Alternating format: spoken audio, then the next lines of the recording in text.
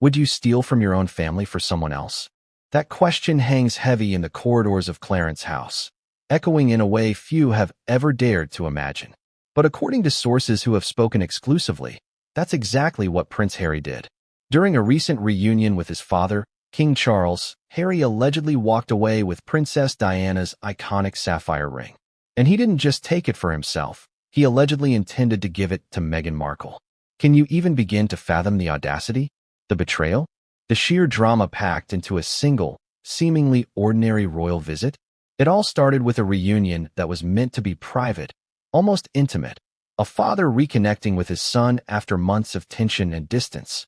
The date was set, the room meticulously prepared, and the staff buzzing quietly in the background, anticipating nothing more than polite conversation.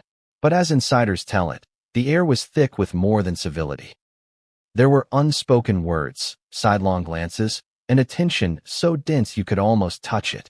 Before we continue, please hit the like button, subscribe to the channel, and turn on the notification bell for updates. What made this meeting so explosive wasn't just the presence of a father and a son, or the weight of decades of unresolved family history. It was what Harry allegedly carried with him: a plan, a secret agenda, and ultimately, a symbol that had belonged to the late Princess Diana, a piece of her legacy, a sapphire ring that was more than jewelry. It was an emblem of love, of memory, of status, and of power. And now, sources claim, it was in the hands of someone who perhaps had no right to wield it. Before we dive into the details, let's take a moment to consider why this story matters. The monarchy isn't just about crowns and titles, it's about legacy. It's about the rules, traditions, and unspoken codes that have held generations of a family together or torn them apart. The sapphire ring isn't merely a piece of heritage. It represents Diana's memory, her style, her influence, and, to many in the palace, her sanctity. For a prince to allegedly remove that from the palace's custody, even temporarily, is nothing short of seismic. Sources suggest that Harry arrived at Clarence's house with a calm exterior, but insiders hint at a storm brewing beneath the surface. Meghan's expectations may have been a driving force.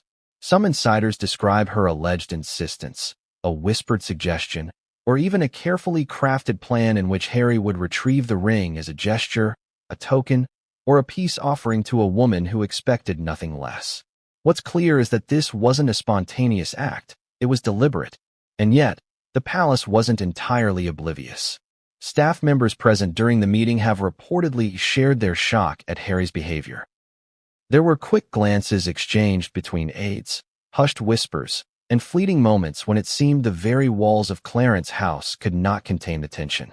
How did the staff react in the moment? Did anyone attempt to stop Harry? Or was this, as some insiders suggest, a moment of silent complicity, a decision to watch, record, and later recount what unfolded? To understand the gravity of the alleged theft, one must understand the ring itself. Diana's sapphire ring was famously chosen by Prince Charles when proposing to Diana in 1981. Its deep blue stone, surrounded by diamonds, has graced public appearances, photographs, and countless media stories. It's more than a ring. It's a symbol of love, heartbreak, and the enduring public fascination with Diana herself. Harry, of all people, would understand this significance. So why? If these reports are accurate, would he risk it all for a momentary gesture? The dynamics at play are complicated, layered, and deeply emotional. Harry is, according to many sources, torn between loyalty to his father, the memory of his mother, and his unwavering commitment to Meghan.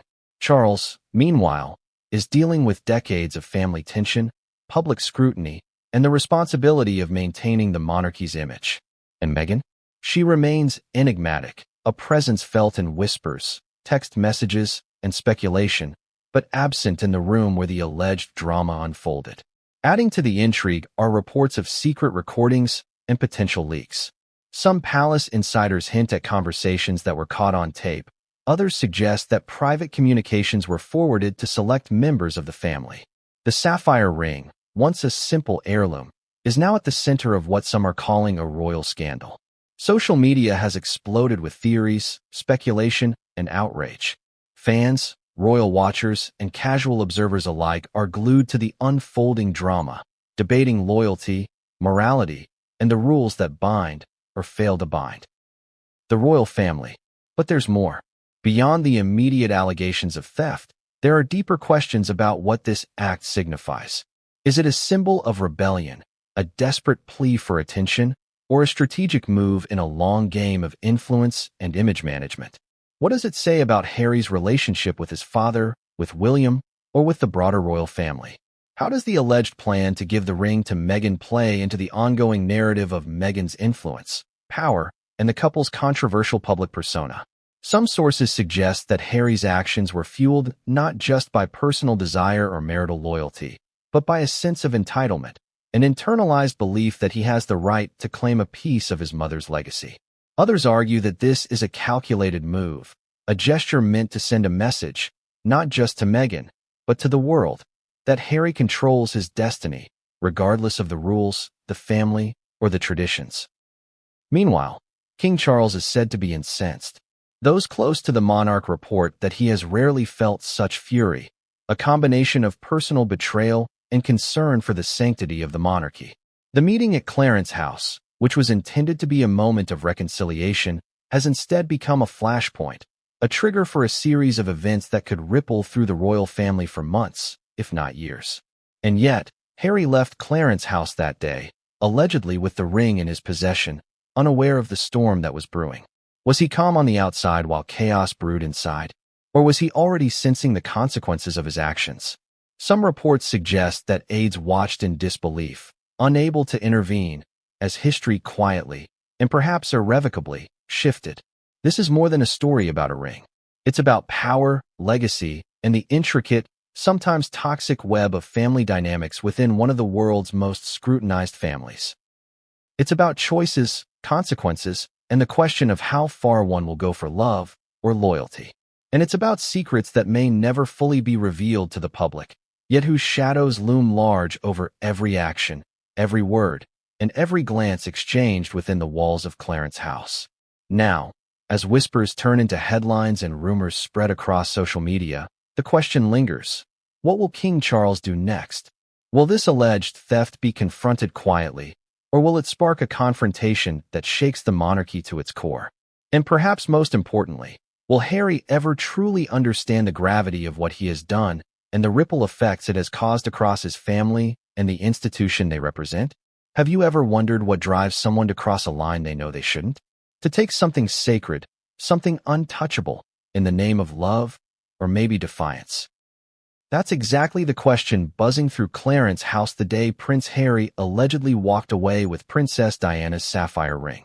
But to understand the gravity of what happened, we need to step inside Harry's mind, into a world where loyalty, obsession, and heartbreak collide. Sources close to Harry describe him in the days leading up to the meeting as restless, determined, and, some say, almost desperate. There's a story that's been whispered among palace aides. Harry allegedly rehearsed the meeting in his mind countless times, thinking through every word, every gesture, every possible scenario. He knew the ring's value, not just monetary, but symbolic, emotional, and historical. And yet, according to insiders, he seemed resolute, as if the very act of taking it was a necessary step in a story only he could fully comprehend. Some say Harry has always lived in the shadow of his mother's legacy, and Diana's sapphire ring is one of the most potent symbols of that shadow. Every glance at it, every public photograph, is a reminder of a woman he adored and lost too soon. Did he see the ring as a relic to honor, or as a weapon in the subtle battles he wages within his family and, by extension, the monarchy itself? Sources close to the prince suggest that Meghan's influence cannot be overstated.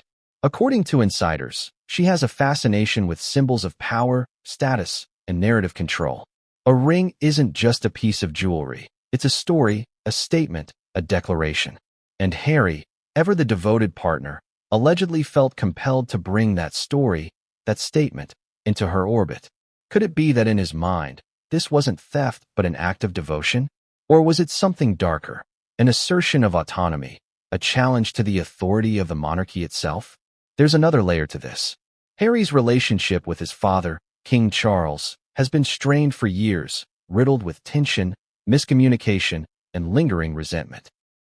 Sources say that Charles has often felt that Harry distances himself not just physically, but emotionally, from the obligations and responsibilities of the royal family.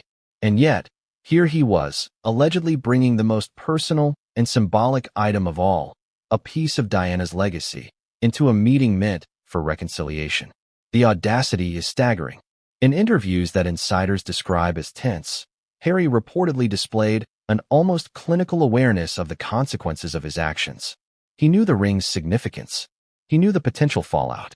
But he also believed that the gesture, symbolic, romantic, and provocative, would resonate in ways that mere words could not.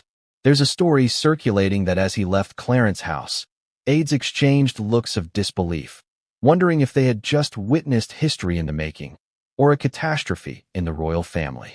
And what about Meghan? What was her role in this high-stakes drama?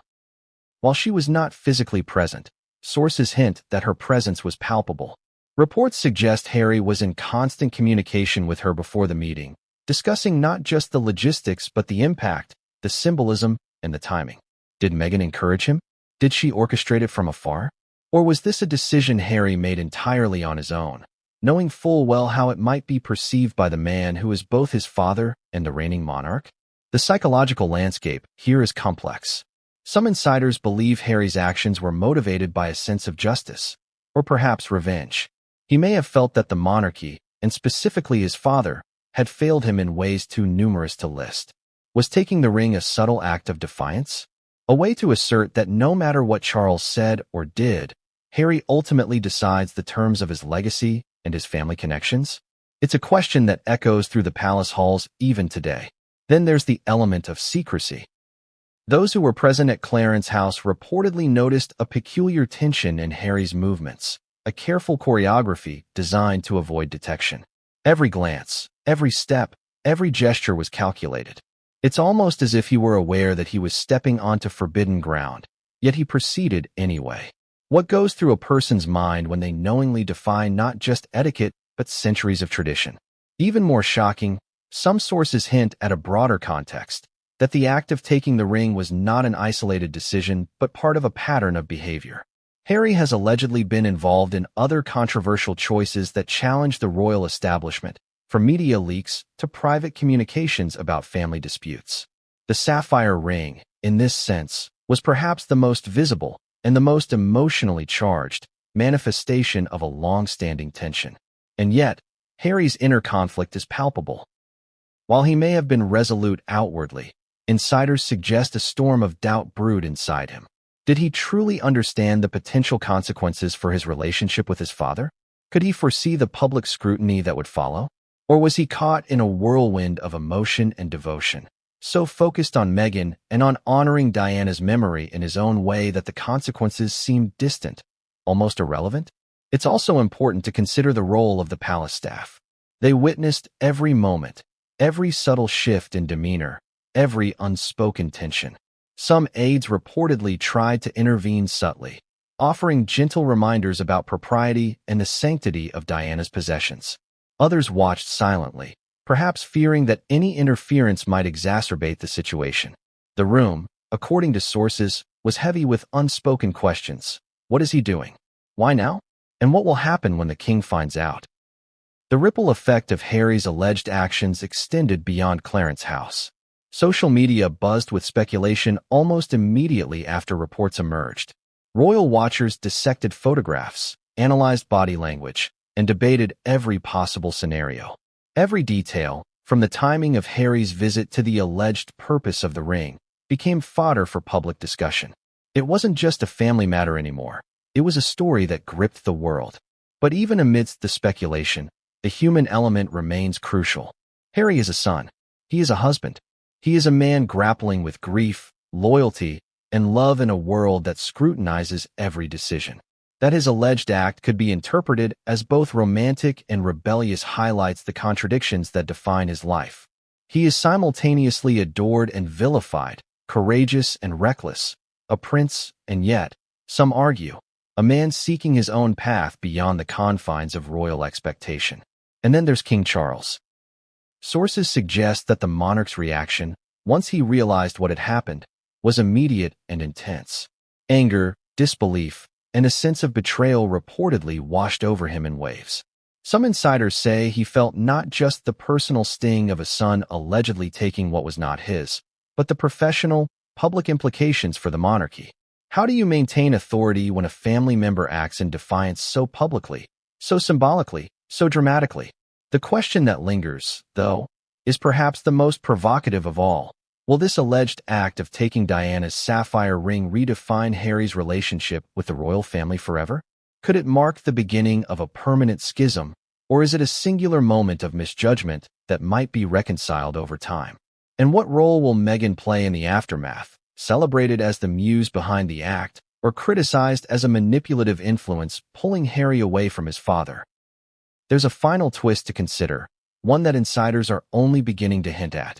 Some sources allege that the ring never truly left Harry's possession unnoticed. There may have been surveillance, discreet observations, and even private communications between aides and the king that recorded not just the presence of the ring, but the very act of its removal. If these reports are true, then Harry's calculated risk was not as private as he believed, and the fallout could be far more intense than anyone had anticipated. The layers of betrayal, symbolism, and strategy make this more than a story about a ring. It's about legacy. It's about choices. It's about power, love, and the complicated dance between duty and desire. And it's only just beginning. As insiders tell it, the moment Harry left Clarence's house with the sapphire in his possession, a silent reckoning was set in motion. A series of events that would challenge relationships, traditions, and reputations in ways no one could have predicted. But what happened after he walked out the door would escalate tensions to a level that shocked even the most seasoned palace observers. And it all started with a simple, sparkling sapphire. Have you ever seen someone's face change in an instant, from calm composure to absolute fury? That's exactly what insiders claim happened at Clarence's house the moment King Charles discovered the sapphire ring was missing. But how did this seemingly private reunion between father and son explode into a palace-level crisis? And why is the world only now hearing the details? Sources close to Clarence's house described the scene as tense, almost cinematic. Charles had welcomed Harry for what was meant to be a cordial discussion, a meeting to bridge years of misunderstanding, a chance for a father and son to reconnect after long months of distance and friction. The air was thick with anticipation.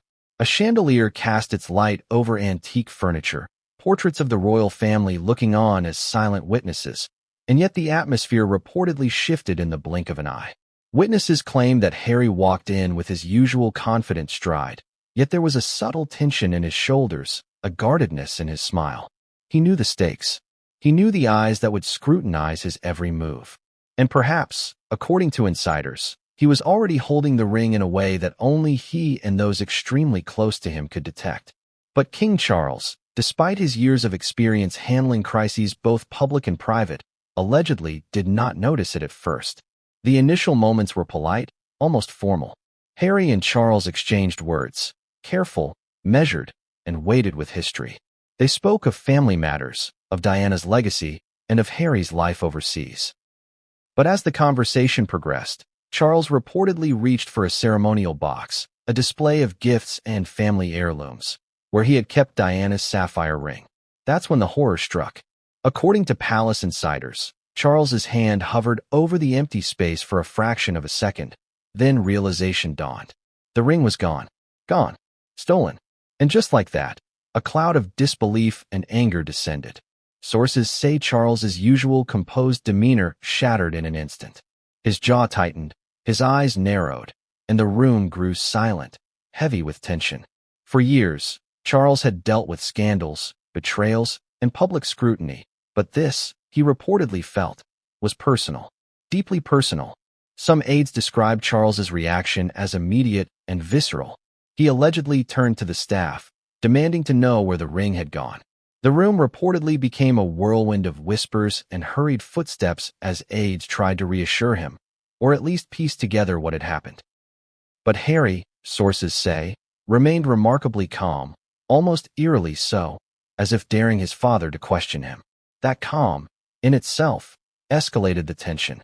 Why would Harry act with such audacity? Was it defiance, devotion, or sheer disregard for the consequences?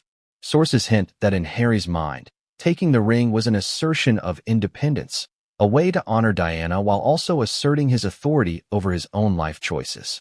But to Charles, it was a violation, not just of property, but of trust, family bonds, and the very rituals that define royal lineage. And what about the staff? Witnesses say aides were caught in a delicate balancing act. They could not intervene overtly without risk of escalation. Yet they also could not allow the situation to spiral unchecked. Some reportedly attempted subtle gestures, signaling their disbelief or gently reminding Harry of the ring's significance. Others simply watched, silent and tense, waiting to see how the storm would unfold. The emotional beat here is crucial. King Charles is not just a monarch. He is a father grappling with grief, disappointment, and fear. To lose Diana was a wound never fully healed. To have a son, the child he had loved and nurtured, allegedly take a piece of that memory, an heirloom tied intimately to both love and loss, was, according to sources, a blow that cut deeper than words could express. Its attention compounded by decades of public scrutiny, family pressure, and personal expectation. And then there's the public dimension.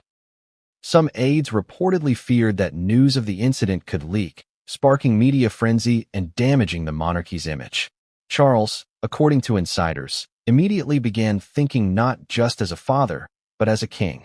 How would this affect public perception? How would it alter the narrative surrounding Harry and Meghan? How could he maintain authority and dignity in the face of what appeared to be a deliberate act of defiance? The reaction reportedly escalated quickly. Charles allegedly called an emergency meeting with his closest advisors and security team, outlining the incident and demanding an immediate assessment of the situation. Questions were raised. Had Harry taken the ring for personal reasons? For Meghan? As a statement? Or was this part of a broader pattern of behavior designed to challenge the monarchy's authority? Each possibility, sources say, only intensified the king's fury. One aide reportedly described the king's tone as cold, cutting, and unyielding. There were no outbursts of rage in the traditional sense. Charles is known for measured, controlled responses, but the severity of his words reportedly left staff shaken. According to insiders, he questioned loyalty, judgment, and the fundamental values that underpin the royal family. And all the while, Harry, ever composed, reportedly offered measured responses, each word carefully chosen to avoid admitting guilt, yet subtly justifying his actions. The psychological clash between father and son, sources say, was almost palpable. Charles representing duty, tradition, and lineage. Harry representing emotion, devotion, and rebellion. And at the center of it all, the sapphire ring, a symbol of Diana, a symbol of love, a symbol of power, a symbol of defiance. In that moment, the ring was more than jewelry. It was a catalyst for confrontation, a spark that ignited a powder keg of family tension. Some sources hint at the next development, though details remain murky. Apparently, a small confrontation ensued in which Charles demanded the return of the ring. Witnesses claim that Harry allegedly refused or deflected, citing reasons that range from honoring Diana to personal discretion. The room, according to insiders, was charged with tension, and even aides struggled to remain neutral. Some feared a physical altercation could erupt, others worried about the emotional fallout. And then there's the broader implication.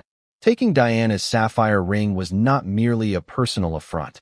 It was, in the eyes of Charles and some senior palace officials, a symbolic challenge to the monarchy itself. How could a prince act in such a way without regard for protocol, precedent, or the message sent to the public? What did this mean for Harry's standing within the family, within the institution he was born into?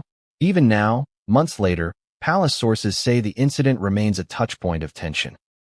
Meetings have been postponed, conversations avoided, and trust eroded in ways that could take years, if ever, to repair. Some aides speculate that this event may be a turning point, a clear marker of division that signals deeper, systemic rifts within the royal family. And if the reports are accurate, this isn't just about a ring. It's about legacy, authority, loyalty, and the very narrative of the monarchy itself. And the public? Royal watchers, media outlets, and social media platforms erupted almost immediately once the story began to leak. Experts dissected body language, motives, and the symbolic weight of the sapphire. Pundits debated whether Harry's act was romantic, reckless, or outright rebellious. Some argued it was an homage to Diana. Others insisted it was an affront to the monarchy. Either way, the narrative had gone global. But the most shocking element, insiders' hint, was still unfolding. Reports suggest that surveillance, private security monitoring, and perhaps even direct observation by the king's inner circle captured more than just the act of taking the ring. They allegedly observed Harry's intent, his gestures, and even his calculated timing. If true, it means the king knew precisely what Harry had done almost immediately.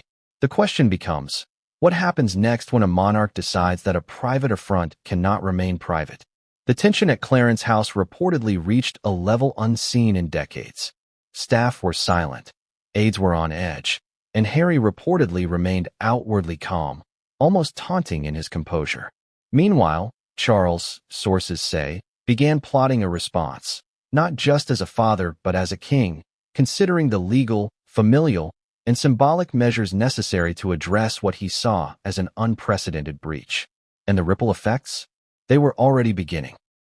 Sources hint at private communications between Charles and senior family members, strategizing how to contain the story, how to address Harry and Meghan, and how to prevent a media storm from spiraling out of control. The palace was on alert. Meetings were scheduled. Conversations were tense. And every aide, observer, and insider knew that this incident was only the beginning. So, what happens when a son directly challenges a king over the most personal family heirloom in existence? When the line between devotion and defiance blurs so completely, and when the world is watching, analyzing, and waiting for every detail? The answer, sources say, is explosive, and what came next would escalate tensions to a level that shocked even the most seasoned palace observers, an escalation that no one saw coming, and one that would have consequences reaching far beyond Clarence House. Did Harry really act alone? Or was someone whispering in his ear, orchestrating each move from across the Atlantic? Sources close to Clarence House allege that Meghan Markle was not just aware of the plan to take Diana's sapphire ring. She may have been the one guiding it. But how deep does this connection go? And what does it mean for the already strained trust between father and son? In the weeks leading up to the controversial meeting at Clarence House, insiders claim there were countless private communications between Harry and Meghan. Texts, emails, and encrypted messaging apps reportedly carried cryptic references, mentions of the ring, Diana's legacy, and our moment. Some aides believe these weren't just casual words. They were a blueprint, a coordinated effort to take the heirloom and, in their minds, honor Diana's memory. Royal aides recall noticing a subtle change in Harry's behavior in the days before the meeting. He was reportedly distant, distracted, and unusually preoccupied with security protocols and palace schedules. The same aides suggest that he spent hours on the phone late at night, speaking in hushed tones, ensuring that his plan wouldn't be intercepted or anticipated. For some, it was clear this wasn't a spur-of-the-moment act. It was premeditated. And Meghan? Sources claim she played multiple roles: motivator, strategist, and confidant. She allegedly advised Harry on timing, suggested which rooms to visit, and even hinted at the symbolic significance of choosing that exact moment to take the ring. Some palace insiders are describing her involvement as unprecedented. Never before had a royal spouse, living abroad, allegedly coordinated such a bold, intimate act within the walls of the monarchy itself. It wasn't just logistics, however. Emotional strategy reportedly played a huge part. Meghan allegedly framed the act as a way to reclaim Diana's narrative, to assert control over a story long dominated by the institution of monarchy. It was never about stealing for material value, one source whispered. It was about reclaiming legacy, showing devotion, and proving a point. But proving a point to whom?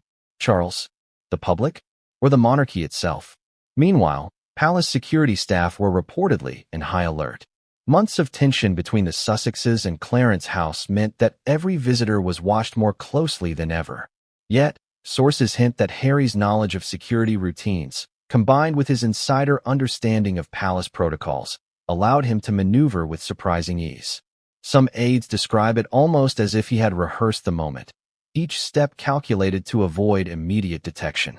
And yet, Charles allegedly realized almost instantly that the ring was gone. How could that be? Could Harry truly have outmaneuvered a team trained for every eventuality? The plot thickened after the meeting. According to insiders, once Harry left Clarence's house, encrypted messages and phone calls continued. Meghan reportedly expressed both relief and excitement, allegedly praising the perfect timing and symbolic victory of the act. Meanwhile, back at the palace, Charles reportedly convened a series of emergency meetings with senior aides and family confidants, discussing not just the theft, but its implications for trust, succession, and security. One of the most dramatic revelations comes from aides who observed the aftermath. Charles is said to have been deeply hurt, not just because of the act itself, but because of the involvement of someone outside the royal fold. In private moments, sources claim he described the situation as a betrayal multiplied, highlighting how personal and institutional trust had been compromised simultaneously. And for some, this incident may have confirmed a growing fear that the Sussexes were operating on their own agenda, sometimes at odds with the monarchy's needs. But the controversy didn't end there. Word of the ring's disappearance allegedly reached several senior family members, creating a ripple effect. Some were reportedly outraged, others incredulous, and a few quietly questioned whether the act could be spun as homage rather than theft. Conversations were said to be tense, with arguments over optics, loyalty, and the potential fallout from media exposure. Meanwhile, the story began seeping into public consciousness, albeit slowly. Royal watchers, journalists, and social media users began piecing together sightings, timelines, and cryptic statements. Although nothing was officially confirmed, speculation exploded. Could Harry and Meghan really have risked scandal for a symbolic gesture? And if so, what did that say about their ongoing relationship with the monarchy? Security experts consulted by palace insiders reportedly stressed the unprecedented nature of the incident. One source claimed that in decades of royal protocol, no heirloom had been allegedly taken in such a calculated, premeditated manner. This, they said, posed a risk not just to the family's emotional well-being, but to the broader perception of the monarchy's authority. And there were whispers, too, about possible retaliation. Some sources suggest Charles considered drastic measures, not public at first, but in private discussions that could alter the Sussexes' future within the royal family. Could he strip privileges, reconsider titles, or even impose more severe consequences? The implications, if true, were enormous. The very fabric of royal protocol and familial trust could be reshaped by a single, sapphire-studded act. Perhaps the most shocking element, insiders hint, involves a potential miscommunication or deliberate ambiguity between Harry and Meghan after the ring incident. Some aides suggest that Harry may have believed he was preserving Diana's legacy in a way Meghan wanted, while Meghan, across the Atlantic, may have seen the act as a calculated statement, a message to both the family and the public. The psychological tension of this dual perspective is said to have created further friction behind the scenes, raising questions about intent, perception, and consequences. The narrative reaches a critical point when considering the monarchy's response. Sources allege that Charles's team immediately began devising a strategy to manage both the internal and external fallout. Legal advisors, security officials, and senior family members reportedly weighed options: reclaim the ring, mitigate public scandal, preserve Charles's authority, and protect the institution from further reputational harm. It was a delicate balancing act. One mistake could have ignited a media firestorm, exposing fractures in the royal family to a global audience. Some insiders hint that the next move by Charles was both strategic and deeply personal. Reports suggest he considered addressing Harry directly, in a private but unyielding manner, laying out the consequences of the act, while simultaneously demanding accountability. Could the father-son relationship survive such a confrontation? And more importantly, how could the monarchy endure when private conflicts had the potential to reach public scrutiny within hours? And yet, the audacity of Harry's alleged plan continues to baffle. Not only did he reportedly take a symbolic heirloom, but he allegedly did so in a way that ensured maximum emotional impact, leveraging timing, symbolism, and family history to create a moment that would resonate for years. Was this clever strategy or reckless endangerment of family trust? The answer, sources suggest, might lie in the next chain of events. Conversations, confrontations, and decisions that could redefine relationships within the House of Windsor forever. But what comes next is even more explosive. Sources hint that Meghan's involvement may not have ended with advice or encouragement.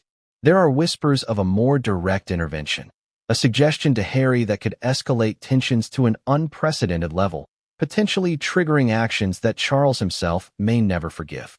And if that's true, then the Sapphire ring is more than just a symbol. It's the spark that could ignite the most dramatic royal confrontation in decades. Have you ever seen a man enraged, not just angry, but personally wounded, humiliated, and betrayed all at once? That was King Charles in the hours after discovering his son had allegedly taken Princess Diana's sapphire ring. Sources claim the moment he realized what had happened, he went pale, his usual composure shattered. But what could make a royal father's blood boil so intensely? Was it the theft itself, or the symbolic assault on trust, legacy, and family honor? Clarence House, normally a picture of tradition and restraint, reportedly erupted into a whirlwind of urgency and tension. According to insiders, security personnel were called into emergency briefings. Advisors, both senior and junior, were summoned, whispers of disbelief passing rapidly from office to office. Charles, sources claim, paced the long corridors, his hands behind his back, muttering under his breath, attempting to process the audacity of what had just occurred. The first question on everyone's mind was simple but shocking. How could Harry do this? How could a son, even a royal son, take something so profoundly personal without warning? And yet, the more pressing question, insiders hint, was more strategic. What should be done next? Legal advisors reportedly converged quickly, assessing the implications. Could the palace demand the immediate return of the ring? What legal authority did the monarch have over a personal heirloom in the hands of a grown son, living abroad?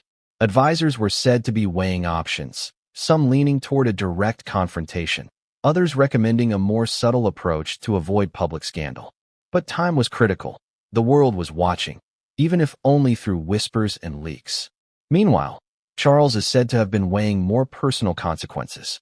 Sources describe private meetings where aides documented his growing fury, noting both strategic and emotional considerations. Some believed he might strip Harry of certain privileges, a signal of authority and condemnation.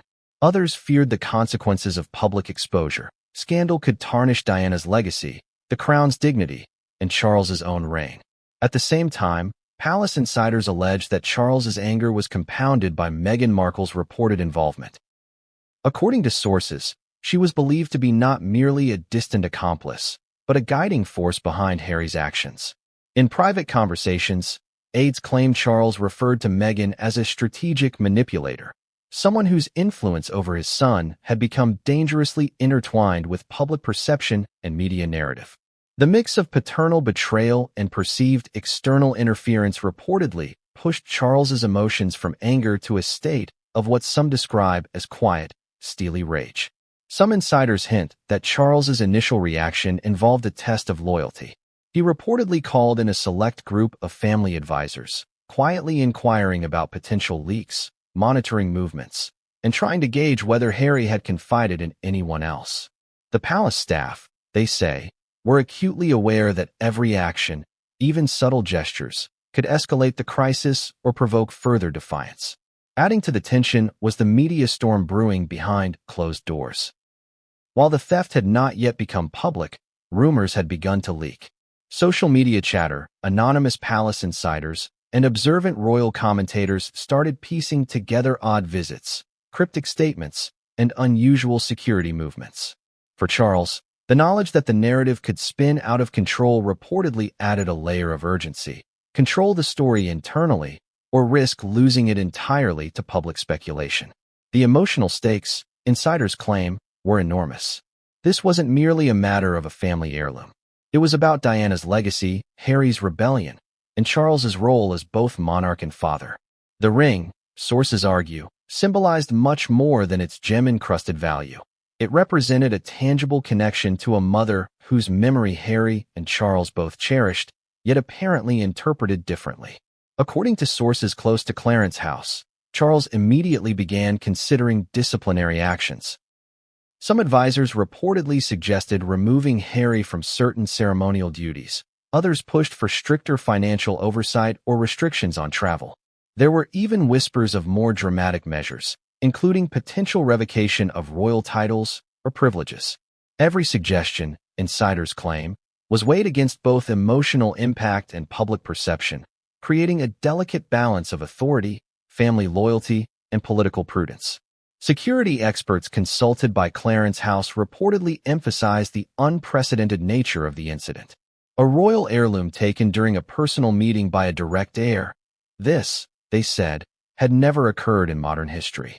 Measures were swiftly implemented to prevent further incidents, including tighter controls over valuables, increased surveillance, and re-evaluation of access protocols within the palace. But perhaps the most intriguing, insiders hint, was Charles's personal strategy, patience. Some sources suggest he did not act impulsively, despite his anger. Instead, he reportedly began planning a series of measured responses designed to assert authority, reclaim the ring, and ensure that Harry and Meghan's actions would carry consequences, both privately and, if necessary, publicly. The psychology here is fascinating.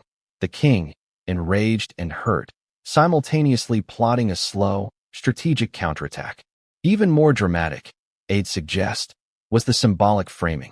Charles allegedly saw this act not merely as a personal affront, but as a direct challenge to his reign. "It's not just a ring," one source claimed he said privately. "It's the message they're sending. We can defy the monarchy and get away with it." For a man whose life has been steeped in protocol, tradition, and duty, this wasn't just theft. This was a subtle, piercing threat to his authority. And he reportedly vowed it would not go unanswered. And yet, the story doesn't stop there. Some sources hint that this incident sparked secret communications with senior royals abroad. Advisors suggest that discussions between Clarence House and Buckingham Palace were initiated almost immediately, exploring potential interventions, family mediation, and ways to recover both the heirloom and the fractured trust. Could this be the start of a larger family confrontation, spanning multiple countries and involving the full spectrum of royal influence? Insiders hint that Charles was preparing for a decisive moment, one that could reshape the dynamics of the royal family for years to come. Then came the first whispers of media strategy. Even before the public knew, Charles reportedly instructed aides to draft potential statements, anticipate questions, and consider leaks as strategic tools. The goal, insiders claim, was clear. Control the narrative, protect the legacy, and ensure that any story released publicly reinforced the king's authority rather than undermining it. Meanwhile, the psychological toll on Harry, sources allege, was already beginning to show. Some aides observed him in private moments, reportedly tense, defensive, and acutely aware that the palace's wrath was imminent. And Meghan, thousands of miles away, reportedly oscillated between triumph and concern, aware that their actions had ignited the most personal fury in Charles in decades.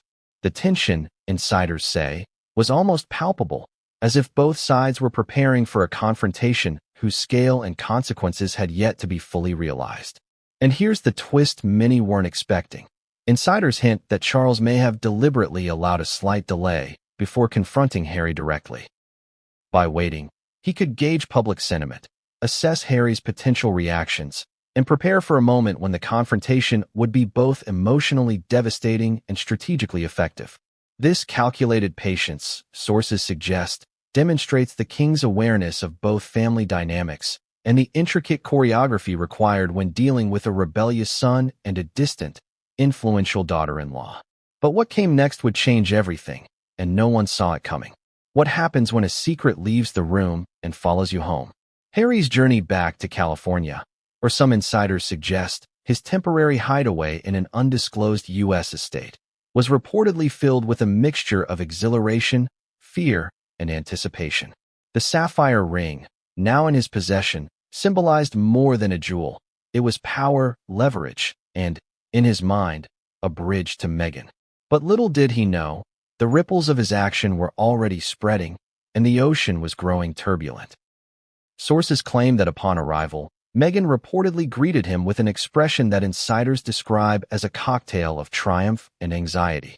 Could this have been the moment she realized the enormity of the act?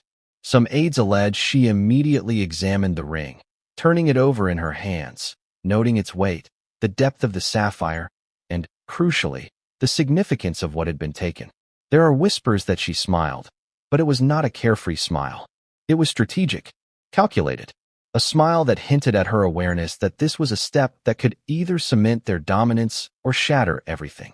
But Harry's emotional state, insiders say, was far more complicated.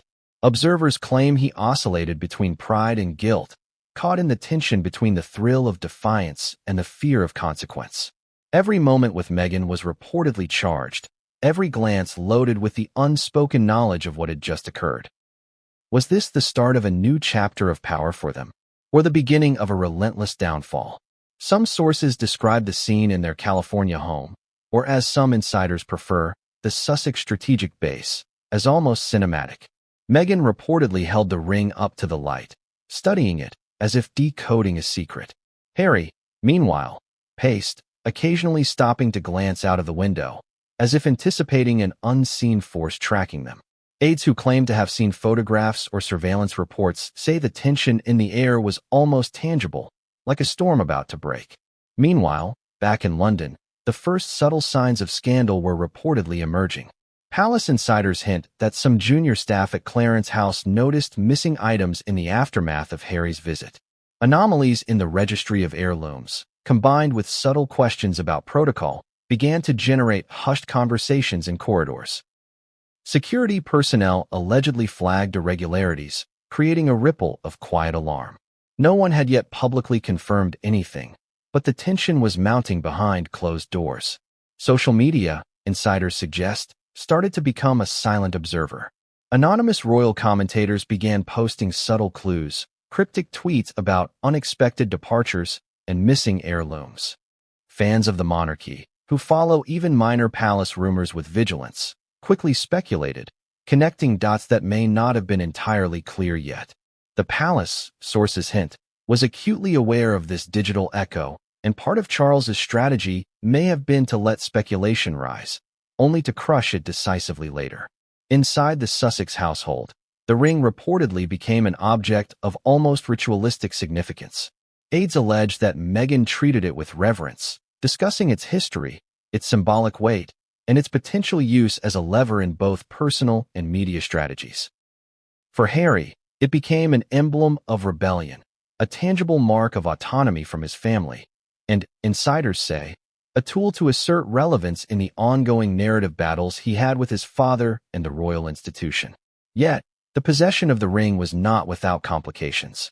Some sources suggest that Harry, while proud, was also deeply aware that this act could be traced back to him. Financial records, flight manifests, and even the possibility of casual oversight in moving the jewel were all factors that reportedly caused him sleepless nights. Insiders describe late-night phone calls between Harry and Meghan, discussing contingency plans, potential leaks, and even media-friendly narratives that could preempt or soften any blow if the ring's absence were discovered publicly. Adding another layer to the drama, whispers indicate that some distant members of the royal family, cousins, advisors, and former aides, may have known about the ring's journey before it reached Meghan. Whether these individuals were complicit, sympathetic, or merely caught in the whirlwind is unclear, but insiders suggest there was a network of awareness forming. This web of knowledge, some believe, would later play a role in the palace's efforts to recover the ring discreetly. The media dimension of the scandal, although still nascent, reportedly began taking shape at this stage. Royal watchers, accustomed to reading between the lines, noticed subtle shifts in Harry and Meghan's public demeanor. There were cryptic posts, seemingly innocuous comments in interviews, and carefully curated images that hinted at both triumph and defiance. Sources allege that Meghan, in particular, was crafting a narrative that positioned them as victims of a rigid and controlling monarchy, a narrative that would soon collide spectacularly with Charles's burgeoning fury. Meanwhile, the sapphire ring itself became almost mythic in its symbolism. Insiders hint that it represented a connection to Diana not just as a mother, but as a guiding figure, a maternal presence whose legacy Harry and Meghan could manipulate to frame themselves as defenders rather than aggressors. This narrative, sources claim, was already being tested on select social media channels, where fans and critics alike debated the ethical and emotional implications of possessing such a personal royal artifact. Despite this, tension inside the Sussex household reportedly remained high. Sources describe Harry as oscillating between exhilaration and anxiety, aware that every action carried consequences. Meghan, according to insiders, was simultaneously nurturing, strategic, and calculating, a blend that reportedly fueled both his confidence and his fear.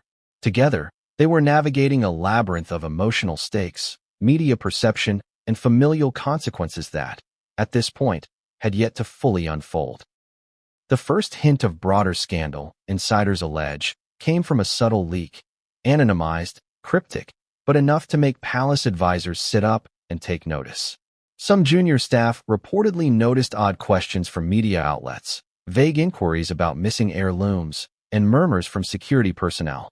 While nothing had yet hit headlines, the dominoes were clearly starting to fall. And according to insiders, Harry and Meghan were fully aware that once the palace acted, there would be no turning back. By the end of this chapter of events, sources claim, the Sussexes had settled into a tense calm. They possessed the ring, had orchestrated a private moment of triumph, and were contemplating their next moves. But in London, Clarence House was anything but calm. Charles's fury, insiders allege, had reached a boiling point, setting the stage for a confrontation that would reverberate across both sides of the Atlantic. And here's the twist no one saw coming. Some insiders hint that Charles may have already had a plan in motion to reclaim not just the ring, but his authority, his narrative, and, most importantly, the respect of his son. This plan, sources say, would not be subtle, and the repercussions for Harry and Meghan could be catastrophic. But what came next would blow the doors off any notion of private family reconciliation and set the world on fire. Could a king truly be blindsided by his own son? Or was this just the perfect storm for Charles to show the world who truly held power in the monarchy? Sources say that the moment word, or at least the first whispers, reached Clarence House about Harry leaving with Diana's sapphire ring. King Charles's reaction was explosive. Insiders describe a rare, unfiltered fury, clenched fists, icy stares, and an immediate demand for answers. Every aide in the room reportedly felt the tension crackling like electricity through the ornate halls. But Charles, as any seasoned monarch, did not act impulsively. According to palace insiders, within hours, a covert operation was quietly initiated. Unlike Harry, who acted on emotion, Charles's strategy was calculated, multi-layered, and designed not just to recover a piece of jewelry, but to reassert his authority over a son he viewed as increasingly wayward. The first step, sources claim, involved internal communications. Security chiefs at Clarence House were reportedly tasked with reviewing every camera feed, flight manifest, and access log. Every move Harry made, from the moment he arrived at Clarence House to the point he allegedly left with the ring, was scrutinized. Some insiders suggest that private investigators were quietly hired, not to publicly pursue Harry, but to ensure that Charles knew precisely where the jewel and his son had gone. Simultaneously, legal advisors were allegedly brought into the fold. Charles's team reportedly explored the limits of British law regarding royal property, particularly heirlooms tied to the late Princess Diana. Could the monarchy legally demand the immediate return of the ring?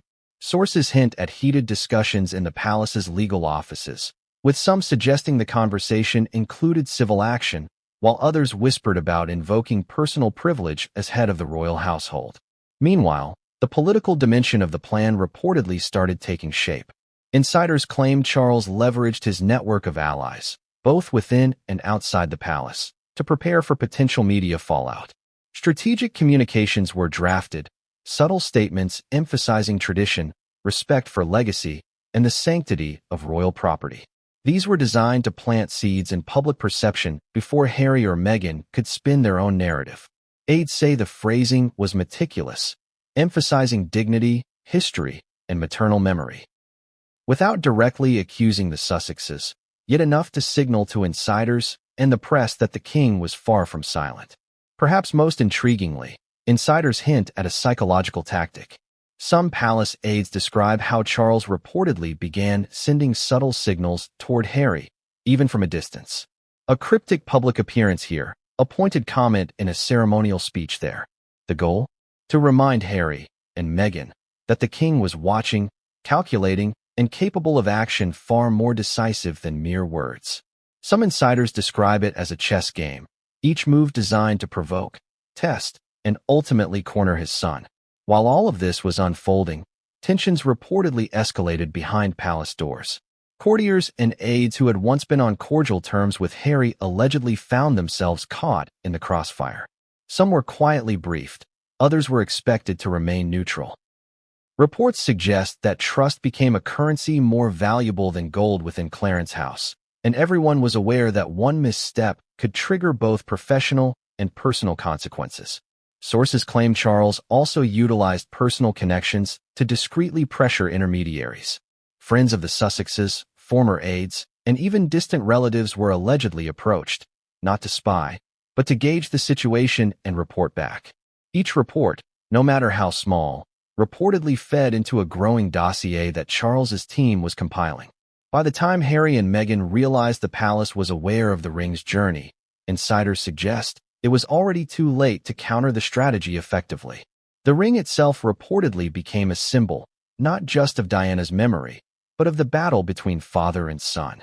Sources hint that palace security was on high alert, even preparing hypothetical recovery scenarios. Quietly retrieving the item during a public appearance, negotiating its return through intermediaries, or, in the most extreme scenarios, issuing a direct legal demand. Every option was weighed with the meticulousness of a military operation. Meanwhile, back in California, Harry and Meghan reportedly remained unaware of the scale of Charles's reaction. Sources claim they celebrated the acquisition in private, discussing the symbolic weight of possessing the ring and how it might shape narratives in interviews, social media posts, or potential memoirs. But insiders hint that this very celebration made them vulnerable. Every phone call, every photo, every message became a potential thread Charles's team could follow. The palace, according to insiders, also reportedly considered timing. Charles allegedly instructed his aides to wait for the right moment, not to act immediately, but to allow tension to rise. The goal? To maximize psychological pressure on Harry, and to ensure that any public revelation would favor the monarchy's image rather than the Sussexes. Some aides reportedly described it as a slow burn, a way to make Harry realize that no rebellion, however symbolic, would go unnoticed or unchallenged. And here's the dramatic twist. Sources suggest Charles's plan went beyond recovering the ring. Insiders allege he intended to use the situation to force Harry and Meghan into a corner, to test their loyalty to each other versus their ties to the royal family, and to expose any miscalculations they might have made in handling their newfound leverage. In other words, the Sapphire ring was not just a jewel, it was a weapon in a much larger game. But what came next would escalate the conflict beyond private family drama and into the public eye, setting the stage for a confrontation that would shock both the monarchy and the world. Have you ever wondered what it's like when a king confronts his son, not about policy, not about politics, but about a stolen legacy? Clarence House insiders say the meeting that followed the discovery of the Sapphire ring was nothing short of explosive. What had started as a private family reunion reportedly transformed into a battlefield of words, emotion, and unspoken grievances, with the legacy of Princess Diana hanging in the air like an invisible jury. According to sources, Charles summoned Harry under the guise of a private discussion, a routine check-in that, in reality, was anything but routine. The king reportedly entered the room with a steely calm that belied the storm brewing beneath. Staff who were present describe Harry entering with a mix of confidence and apprehension, clutching the ring perhaps as a talisman, or perhaps as a silent message. This is mine. This is us. The first few moments of the meeting, insiders claim, were deceptively polite. Charles allegedly began with a measured tone, discussing mundane palace matters and offering diplomatic courtesies. But, as aides describe, the calm was a powder keg. The topic of the ring, and what it symbolized, was lurking beneath every sentence, each phrase a test, each glance a challenge. Then, according to insiders, The confrontation ignited. Charles reportedly leaned forward, voice low but sharp, and asked the question that had been burning in the palace for hours. "Harry, where is the ring that belonged to your mother?" Harry's response, sources allege, was a mixture of defiance and justification. He reportedly argued that the ring was being safeguarded, that its possession was part of honoring Diana's legacy, and that Meghan understood its importance better than anyone in the palace. Some aides suggest he even hinted that Diana's memory demanded the ring's protection outside of Clarence House, an argument meant to frame the act as filial devotion rather than theft.